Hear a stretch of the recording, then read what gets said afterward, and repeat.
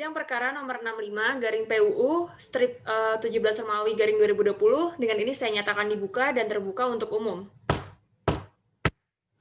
Baik, Assalamualaikum warahmatullahi wabarakatuh. Selamat pagi, salam sejahtera bagi kita semua. Apakah saudara kuasa hukum pemohon dan pemerintah sudah siap? Siap, Majelis. Sudah, Majelis. Baik, agenda persidangan hari ini adalah mendengarkan keterangan saksi atau ahli dari pemohon serta pemerintah. Pertama-tama, majelis ingin mendengarkan keterangan dari kuasa hukum pemohon terlebih dahulu. Dipersilahkan. Terima kasih Yang Mulia. Assalamualaikum warahmatullahi wabarakatuh. Waalaikumsalam warahmatullahi wabarakatuh. Selamat pagi Yang Mulia Majelis Hakim. Perkenalkan saya Siti Ainul Latifah, SHMH, dan rekan kami merupakan kuasa hukum para pemohon dari Kantor Hukum Dharma Setomo, dan rekan yang bertindak sebagai kuasa hukum DPRD Kepulauan Bangka Belitung berdasarkan surat kuasa nomor 1 garing SKK garing DPRD garing 2020 tertanggal 24 Agustus 2020 yang dalam hal ini mengajukan pengujian Undang-Undang Nomor 3 Tahun 2020 tentang perubahan atas Undang-Undang Nomor 4 Tahun 2009 tentang pertambangan mineral dan batu bara terhadap Undang-Undang Dasar Negara Republik Indonesia tahun 1945. Kami selaku pihak pemohon, kami akan menghadirkan dua orang ahli yaitu Tommy Hoiron SH sebagai ahli ilmu pemerintahan dan Septiana Nurul Hikmah SHMH sebagai ahli hukum lingkungan. Baik, terima kasih kepada kuasa hukum pemohon. Selanjutnya dipersilakan kepada pemerintah untuk memberikan keterangan terlebih dahulu. Baik, selamat pagi, salam sejahtera untuk kita semua. Yang mulia pemerintah hadir. Saya Profesor Bagas Priambodo dari Kementerian Hukum dan Hak Asasi Manusia. Kemudian di samping kiri saya ada Prof. Husnatika Ayasi. Beliau adalah Sekjen Kementerian Energi dan Sumber Daya Mineral. Dan sebelah kirinya lagi ada Profesor Joko Santoso, adalah staf ahli Menteri Energi dan Sumber Daya Mineral. Baik, dikarenakan para ahli telah hadir dan mengikuti langsung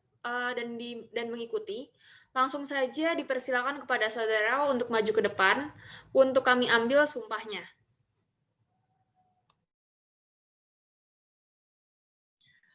Baik saudara ahli, semuanya beragama Islam. Mohon diikuti lafaz sumpah yang saya bimbing. Demi Allah saya bersumpah. Demi Allah saya bersumpah. Bahwa saya akan menerangkan dengan sebenarnya. Bahwa saya akan menerangkan dengan sebenarnya. Dan tidak lagi dari yang sebenarnya. Dan tidak lagi dari yang sebenarnya.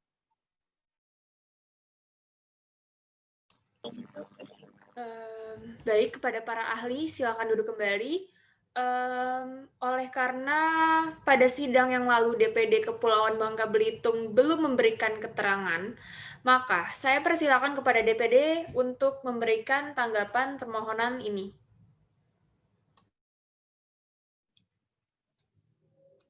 Baik, terima kasih Majelis. Mohon izin. Pemohon memohon pengujian undang-undang ini atas dasar sebagai berikut. Harus adanya hak konstitusional pemohon dalam penyelenggaraan otonomi seluas-luasnya sebagaimana yang diberikan Undang-Undang 1945. Hak konstitusional tersebut dianggap dirugikan oleh berlakunya Undang-Undang Nomor 3 Tahun 2020 tentang perubahan atas Undang-Undang Nomor 4 Tahun 2009 tentang pertambangan mineral dan batu bara, bahwa dengan dicabutnya ketentuan norma pasal 6, pasal 7, pasal 8, pasal 48 huruf A, pasal 67, dan diberlakunya pasal 178B, 173B, hak konstitusional pemohon untuk melaksanakan otonomi di bidang energi dan sumber daya mineral, sebagaimana diatur pasal 118 ayat 2 dan ayat 5 dirugikan. Kerugian hak konstitusional tersebut bersifat spesifik dan aktual, atau setidak-tidaknya bersifat potensial yang menurut penalaran wajar. Ada hubungannya sebab akibat antara kerugian hak konstitusional dengan undang-undang yang dimohon pengujian. Maka pemohon memohon memberikan putusan sebagai berikut. Menerima dan mengabulkan permohonan pemohon untuk seluruhnya. menyatakan ketentuan perubahan Undang-Undang Nomor 3 Tahun 2020 tentang perubahan Undang-Undang Republik Indonesia Nomor 4 Tahun 2009 tentang pertambangan mineral dan batu bara yang mencabut dan merubah ketentuan pasal 4 ayat 2, pasal 7, pasal 8, pasal 17 ayat 2, pasal 21, pasal 35 ayat 1, pasal 37, pasal 40, pasal 48 huruf A dan huruf B, pasal 67, pasal 122, pasal 140, pasal 51, serta pasal-pasal lain sepanjang dimaknai menghapus atau mengubah kewenangan pemerintah daerah provinsi oleh Undang-Undang Republik Indonesia Nomor 3 Tahun 2020 tentang perubahan Undang-Undang Republik Indonesia Nomor 4 Tahun 2009 tentang pertambangan mineral dan batu bara dan ketentuan pasal 169B ayat 5 huruf G, pasal 173B dan disisipkan 21 ketentuan 100A, pasal 168 pasal 169B ayat 5 huruf G, pasal 173B Undang-Undang Republik Indonesia Nomor 3 Tahun 2020 tentang perubahan Undang-Undang Republik Indonesia Nomor 4 Tahun 2009 tentang pertambangan mineral dan batu bara adalah tidak konstitusional. Menyatakan seluruh ketentuan pasal-pasal Undang-Undang Republik Indonesia Nomor 3 Tahun 2020 tentang perubahan Undang-Undang Republik Indonesia Nomor 4 Tahun 2009 tentang pertambangan mineral dan batu bara yang menghapus, merubah, dan mencabut kewenangan pemerintahan daerah, provinsi, dan gubernur tidak mempunyai kekuatan hukum mengikat dengan segala akibat hukumnya. Menyatakan mengembalikan pasal 4 ayat 2, pasal 7, pasal 8, pasal 17 ayat 2, pasal 21, pasal 35 ayat 1, pasal 37, pasal 40, pasal 48 huruf A dan huruf B, pasal 67, pasal 122, pasal 140, pasal 151, serta pasal-pasal lain sepanjang dimaknai menghapus atau mengubah kewenangan pemerintah daerah, provinsi oleh Undang-Undang Republik Indonesia Nomor 3 Tahun 2020 tentang perubahan Undang-Undang Republik Indonesia Nomor 4 Tahun 2009 tentang pertambangan mineral dan batu bara dalam keadaan semula ke dalam Undang-Undang Republik Indonesia Nomor 4 Tahun 2009 tentang pertambangan mineral dan batu bara. Jika Majelis Hakim Konstitusi Republik Indonesia yang memeriksa dan mengadili perkara ini berpendapat lain, pemohon mohon putusan yang seadil-adilnya. Ya. Baik, terima kasih kepada Saudara Kuasa Hukum pemohon. Selanjutnya kami harapkan jawaban untuk tanggapan tadi bisa nanti diserahkan kepada majelis. Oke, kita akan memberi kesempatan kepada saudara ahli dari pihak pemohon untuk memberikan keterangannya terlebih dahulu. Baik, Yang Mulia. Terima kasih Yang Mulia. Apakah sudah bisa saya untuk memberi keterangan? Apakah saya sudah bisa memberi keterangan?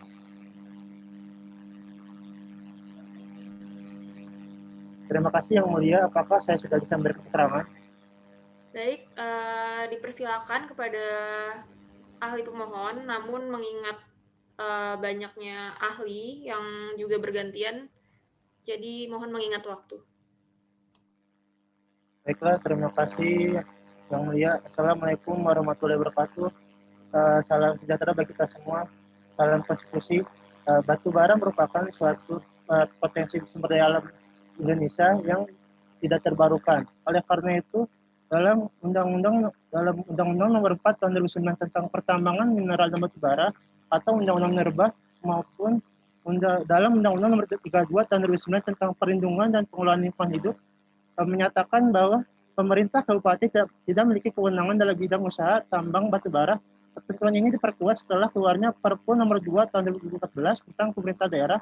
Konsekuensinya pemerintah kabupaten tidak lagi bisa mengeluarkan IUP, izin usaha dalam pertambangan batu bara, sebagai konsekuensi pembagian urusan pemerintahan konkuren antara pemerintah pusat, daerah, provinsi, dan daerah kabupaten kota. Ketentuan ini merupakan salah satu konsep upaya pemerintah dalam penegakan hukum lingkungan bidang usaha pertambangan batu bara pasca otonomi daerah di Provinsi Jambi. Pengelolaan sumber daya alam dalam konteks otonomi daerah pada dasarnya adalah power sharing kewenangan pengelolaan sumber daya alam antara pemerintah pusat dengan pemerintah daerah, kabupaten kota. Power sharing tersebut menciptakan persepsi dalam menerjemahkan otonomi daerah dalam konteks pengelolaan sumber daya alam. Hal ini sejalan pula dengan Andrian Sutedi yang menyebutkan bahwa kebijakan ekonomi bidang sumber daya alam merupakan pilihan politik bidang hukum pertambangan yang dalam hal ini pemerintah daerah dalam melaksanakan penguasaan negara atas tambang berpedoman pada pemerintah pusat. Demikian Majelis Hakim keterangan yang saya berikan. Wassalamualaikum warahmatullahi wabarakatuh. Waalaikumsalam warahmatullahi wabarakatuh. Selanjutnya kami akan memeriksa satu persatu ahli dan mengingat ahli sebelumnya merupakan ahli dari pihak pemohon, maka dipersilakan untuk kuasa hukum pemohon untuk memberikan pertanyaan lebih dahulu, kurang lebih waktunya 5 menit. Baik, mohon izin bertanya Yang Mulia. Ahli terus menjelaskan terkait dengan otonomi daerah. Apakah ahli tahu betul bagaimana sistem pelaksanaan otonomi daerah di Indonesia? Baik, saya jawab. Dengan adanya pelaksanaan otonomi daerah ini akan memberikan dampak pada perubahan sistem pemerintahan di Indonesia. Lebih komplit, dinamis, dan lebih terarah. Lalu bagaimana pengawasan peraturan daerah dan putusan kepala daerah berdasarkan Undang-Undang Nomor 32 Tahun 2004 dan 23 Tahun 2014, aturan turunan dari kedua undang-undang tersebut yang terkait dengan pengawasan peraturan daerah? Baik, saya jawab. Pemerintah daerah tidak boleh peraturan daerah tidak boleh bertentangan dengan peraturan pusat. Jika melihat perumusan pasal 1 angka 25 Undang-Undang Nomor 23 Tahun 2014 tentang pemerintahan daerah, maka menyatakan bahwa dalam Undang-Undang terbaru Nomor 9 Tahun 2015 perubahan atas Undang-Undang Nomor 23 Tahun 2014 tentang pemerintahan daerah menyebutkan definisi sebagai berikut. Peraturan daerah yang selanjutnya disebut Perda atau disebut dengan nama lain adalah Perda Provinsi atau Perda Kabupaten Kota. Terima kasih. Baik, terima kasih kepada saudara kuasa hukum pemohon. Waktu Anda telah habis untuk bertanya. Selanjutnya dipersilakan kepada pemerintah untuk memberikan pertanyaan kepada ahli pemohon, kurang lebih waktunya 5 menit. Baik, terima kasih Yang Mulia. Kami tidak akan mengajukan pertanyaan sama sekali. Baik, jika begitu dipersilakan jika ahli pemohon ingin mengajukan keterangan lagi. Tidak ada Yang Mulia. Baik, cukup. Terima kasih. Baik, terima kasih kepada saudara ahli. Selanjutnya kita akan ke ahli yang kedua, ahli pemohon yang kedua dipersilakan untuk memberikan keterangannya. Baik, terima kasih Yang Mulia. Beberapa kajian tentang pasal 33 Undang-Undang Dasar 1945 selalu mendengung dan menjadikan dasar dalam pengelolaan pertambangan di Indonesia. Bahkan ini menjadi isu yang usang dan lebih bermotif. Pengelolaan pertambangan di Indonesia lebih mengarah ke keadilan ekonomi daripada keadilan ekologi. Memang dapat kita lihat dalam beberapa aspek pengelolaan ekonomi yang berhubungan atau berbasiskan penggunaan lahan atau sumber daya alam selalu mengesampingkan aspek lingkungan. Lingkungan oleh sebagian kaum antroposentrisme dianggap sebagai objek yang dikelola secara maksimal karena manusia dianggap makhluk paling sempurna dan derajatnya jauh lebih tinggi dibanding makhluk abiotik maupun biotik. Dan sifatnya sehingga hal ini tidak peduli apa yang terjadi kelak untuk generasi selanjutnya. Sehingga bisa dianalisis bahwa kurangnya keberpihakan pengelolaan ekonomi terhadap sebuah lingkungan. Pengesahan revisi Undang-Undang atau RUU Nomor 4 Tahun 2009 tentang pertambangan mineral dan batubara menjadi Undang-Undang Nomor 3 Tahun 2020 tentang perubahan atas Undang-Undang Nomor 4 Tahun 2009 tentang pertambangan mineral dan batubara dicemooh organisasi penggiat lingkungan, yaitu Greenpeace yang menilai bahwa pengesahan Undang-Undang Minerba hanya menguntungkan kaum oligarki dan tidak berpihak pada rakyat kecil. Terdapat pengaruh besar dari pihak-pihak tertentu dalam mempengaruhi pengambilan keputusan ini. Salah satunya terkait keputusan perpanjangan kontrak karya atau KK dan perjanjian karya pengusaha pertambangan batubara atau PKP 2B. Dalam versi terbaru RUU Minerba, perpanjangan kontrak ini mendapat jaminan perpanjangan. Hal ini dipandang menguntungkan para perusahaan petambang yang memang membutuhkan kepastian izin pengelolaan batubara, apalagi beberapa perusahaan tambang batubara khususnya memiliki hutang jatuh tempo. Kemudian keberadaan hutang jatuh tempo ini menjadi risiko tersendiri jika perusahaan tersebut tidak memiliki rencana pembiayaan refinancing plans. Selain itu, pihak perbankan juga lebih menyoroti soal kepastian izin agar yakin bahwa perusahaan tersebut tidak berisiko besar akan adanya kerugian. Terdapat hukum lingkungan, keperdataan, kepidanaan, dan administrasi. Lebih jauh lagi, hukum lingkungan semakin berperan dalam beberapa bidang hukum yang antara lain hukum tata ruang, pajak, hingga hukum lingkungan internasional. Kesadaran ini muncul ketika kesadaran tentang lingkungan mulai didengungkan secara internasional pada konferensi Stockholm tahun 1972 dan mulai diimplementasikan ke hukum Indonesia 10 tahun kemudian dengan lahirnya Undang-Undang Nomor 4 tahun 1982 dan kemudian menjadi Undang-Undang Nomor 23 tahun 1999 tepat Umbrella Act. Dan yang terakhir, Undang-Undang Nomor 32 tahun 2009 tentang perlindungan dan pengelolaan lingkungan hidup. Sejarah pertambangan di Indonesia dimulai dengan hak konsesi pengelolaan pertama oleh Freeport. Dengan eksploitasi tanpa batas dan dapat diperpanjang sewaktu-waktu, membuat Indonesia sudah merugi secara ekonomi dan ekologi. Hal ini didorong dengan kebijakan Presiden di zaman Orde Baru dengan dalih untuk pembangunan membuat kita terbuai. Undang-Undang Nomor 3 tahun 2020 tentang perubahan terhadap Undang-Undang Minerba Nomor 4 tahun 2009 tentang pertambangan mineral dan batu bara menjadi gejolak perlawanan dari berbagai kalangan. Bahkan di tengah situasi wabah pandemi COVID-19, DPR RI mengesahkan Undang-Undang Minerba yang terkesan terburu-buru. Pada saat pembahasan Undang-Undang Minerba, pemerintah Indonesia seakan-akan melakukan pengabaian terhadap teriakan kritis yang menyoroti berbagai pasal yang terkandung dalam RUU Minerba yang dinilai tidak pro-rakyat. Kegiatan pertambangan batubara sebagai salah satu pemanfaatan sumber daya alam pada dasarnya merupakan bagian dari pelaksanaan pembangunan perekonomian yang pada hakikatnya mengacu pada tujuan pembangunan nasional, yakni peningkatan kesejahteraan masyarakat tentunya. Akan tetapi, pertambangan juga merupakan eksploitasi yang sangat rentan terhadap risiko pencemaran dan kerusakan lingkungan hidup lainnya. Sehingga sudah semestinya pemerintah sebagai konsekuensi dan dari hak menguasai rakyat atas sumber daya alam yang dimiliki suatu negara, wajib menyelenggarakan fungsi mengatur, mengurus, dan mengawasi setiap pengelolaan sumber daya alam. Dan demikian. Wassalamualaikum warahmatullahi wabarakatuh.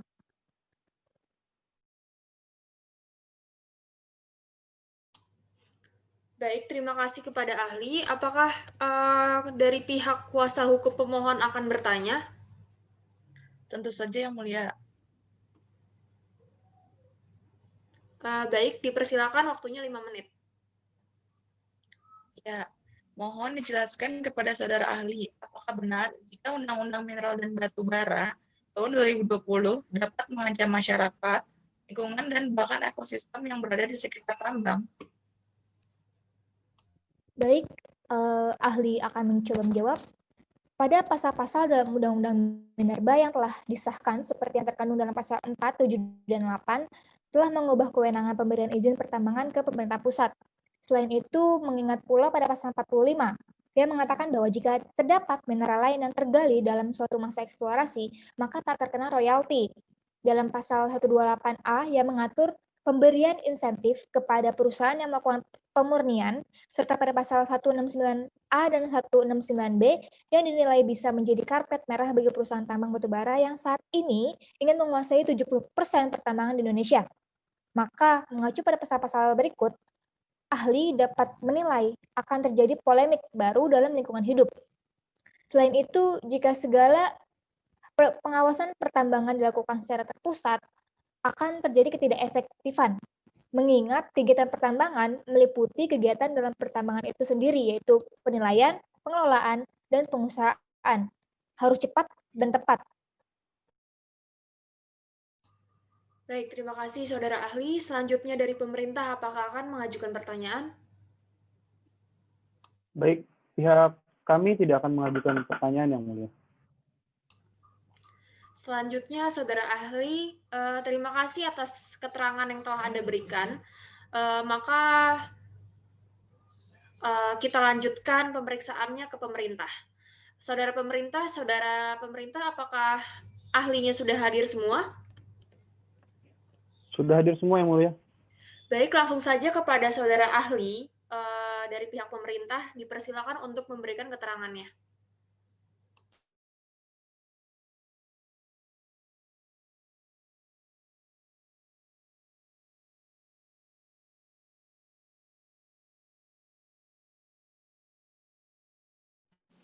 Baik, terima kasih Yang Mulia atas kesempatannya. Seperti yang sudah diketahui, negara Indonesia sejak dulu terkenal dengan kekayaan sumber daya alamnya, baik di bidang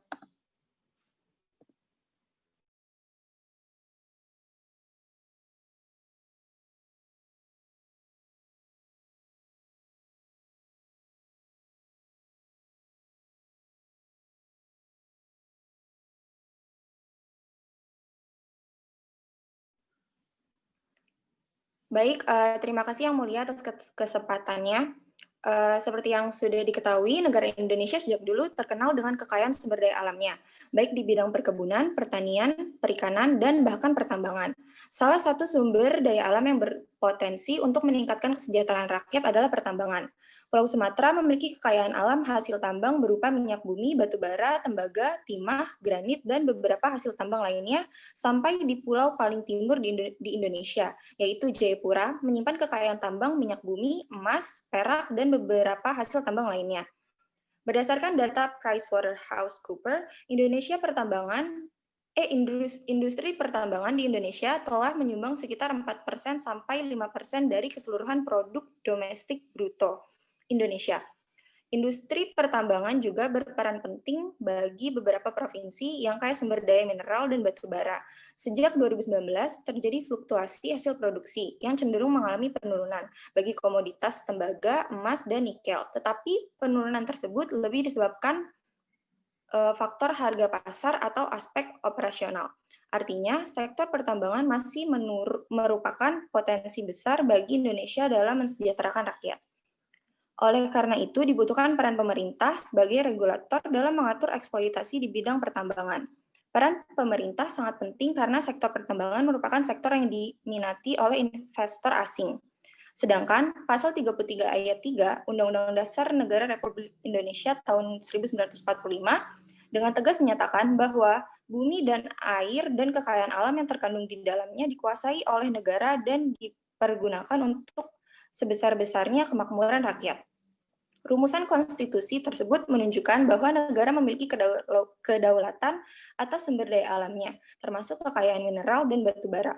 Oleh karena itu, investasi asing yang memiliki maksud untuk mengelola kekayaan alam tersebut harus sejalan dengan peraturan perundang-undangan yang ditetapkan oleh regulator. Dalam rangka mengatur sektor pertambangan tersebut, pada tahun 1967, pemerintah Indonesia menetapkan Undang-Undang Nomor 11 Tahun 1967 tentang ketentuan-ketentuan pokok pertambangan. Undang-Undang Nomor 11 Tahun 1967 sekaligus menandai politik pintu terbuka di bidang pertambangan setelah sebelum-sebelumnya diawali dengan ditetapkannya Undang-Undang Nomor 1 Tahun 1967 tentang penanaman modal asing. Seiring dengan dinamika pemikiran pasca reformasi, Undang-Undang Nomor 11 Tahun 1967 dianggap sudah tidak sesuai dengan politik ekonomi yang ingin dijalankan oleh pemerintah, khususnya di bidang pertambangan. Oleh karena itu, ditetapkanlah undang-undang baru sebagai pengganti Undang-Undang Nomor 11 Tahun 1967, yaitu Undang-Undang Nomor 4 Tahun 2009 tentang pertambangan mineral dan batu bara. Undang-Undang Nomor 4 Tahun 2009 menandai era baru di bidang pertambangan, di mana terdapat ketentuan-ketentuan baru yang menunjukkan adanya pergeseran paradigma dalam pengelolaan sumber daya mineral dan batu bara. Pergeseran paradigma tersebut terkait hubungan antara negara dan pemodal, khususnya kepada investasi asing. Tulisan ini akan membedah pergeseran paradigma tersebut untuk menunjukkan apakah Undang-Undang Nomor 4 Tahun 2009 telah menempatkan negara Indonesia sebagai pihak yang berdaulat atas sumber daya alamnya atau justru sebaliknya. Agar tulisan ini lebih tajam, maka pergeseran paradigma tersebut akan dilihat dari dua sudut pandang. Pertama, sudut pandang peralihan model kontrak karya menuju izin usaha pertambangan. Kedua, sudut pandang divestasi saham investasi asing sebagai instrumen menegakkan kedaulatan ekonomi. Sekian, Waalaikumsalam. Baik, apakah dari pihak pemerintah akan mengajukan pertanyaan? Kami tidak akan mengajukan pertanyaan yang mulia. Bagaimana dengan pihak pemerintah? Baik, tidak ada pertanyaan, Yang Mulia. Oke. Kalau begitu, waktu persidangan ini telah habis. Dan jika semua ahli sudah kami periksa juga dari pemohon dan juga pemerintah, maka sidang akan kami akhiri dan tidak ada pembacaan kesimpulan di sidang ini. Dengan demikian, sidang akan kami nyatakan ditutup.